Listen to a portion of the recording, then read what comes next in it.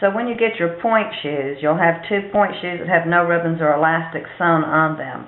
I've marked here on the inside of this shoe where this ribbon will get sewn. You find that by taking the heel of the shoe and pressing it and folding it up as tight as you can, and then where you get the V here, you mark a square shape of what the ribbon will look like when it actually places on the shoe later on. You need to take your ribbon and cut it into 4 equal parts. One of these has already been sewn on, which we'll show you. There's a flat side, which you can see, and a shiny side.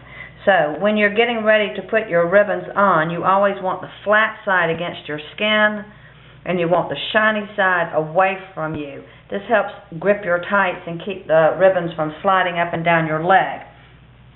When you get your ribbons, you place them shiny side up, and then you take and you fold the ends over twice. And this one has been done, and I ironed it into place so it would stay. You take that, you see the shiny side here, you place it against the shoe, the little folds, so they don't show anymore, and then you sew, and the shiny side then is out away from you, and the unshiny side is toward your skin. As you see here on the shoe, we've stitched around the edge of the shoe. You take a needle and thread, like I have here, double thread, and you knot it at the bottom, and you go around the shoe, stitching all the way down, all the way across, and all the way back up. And you try to be careful not to catch what we call the drawstring, which is running through this portion of the shoe.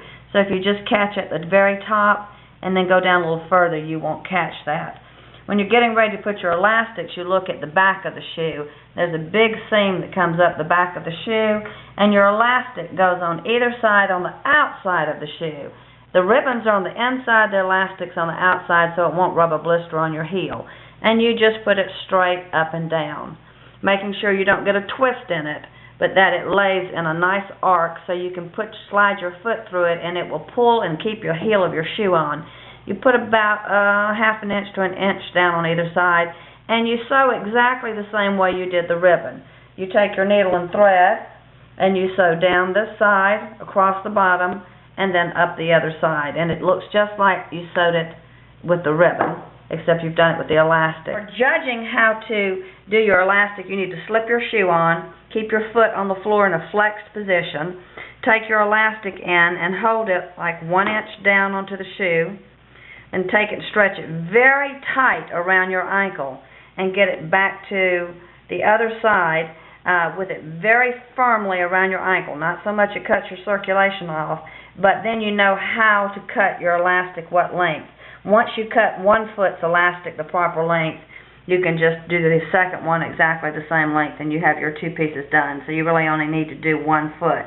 They give you a very long piece of elastic, way too much. So you have to judge by your ankle and the size of it how much it stretches around to be nice and snug once you put your shoe on. Here, the elastic has now been applied to this shoe correctly.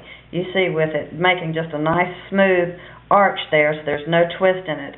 I've sewn down all 3 sides of the elastic on both sides of the shoe.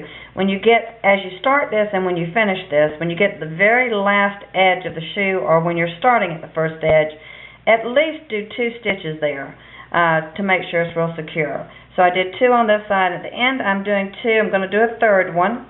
When I do the 3rd one, I'm going to take the needle and pass it through the loose thread and then pull it, and that makes a knot. And then I do that 1 more time. So there are about 4 stitches on the end of this shoe.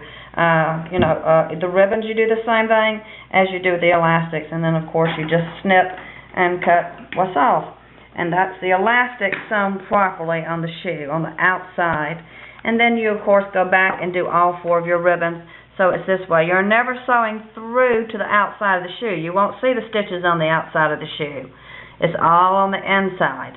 And, so you don't have to worry about it being beautiful, but you do have to do enough stitches so that it will really hold this on. And you must never forget to make these folds that we talked about with the shiny side up, that you then put against the shoe to sew. And you put the ribbon straight up and down on the shoe. You don't put it in an angle.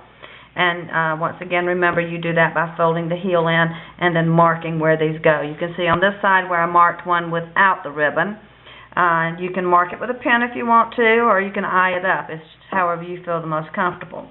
So that's one ribbon on the shoe and the elastic done on one shoe, so you're seeing how that looks. As I said, when you're sewing your point shoes, you won't see the stitching on the outside of the shoe, vice versa. When you're sewing the elastics on the outside, you don't have to worry about coming through. It doesn't do it. You're just catching this outer piece of shiny silk as opposed to the burlappy kind on the inside when you're on the inside.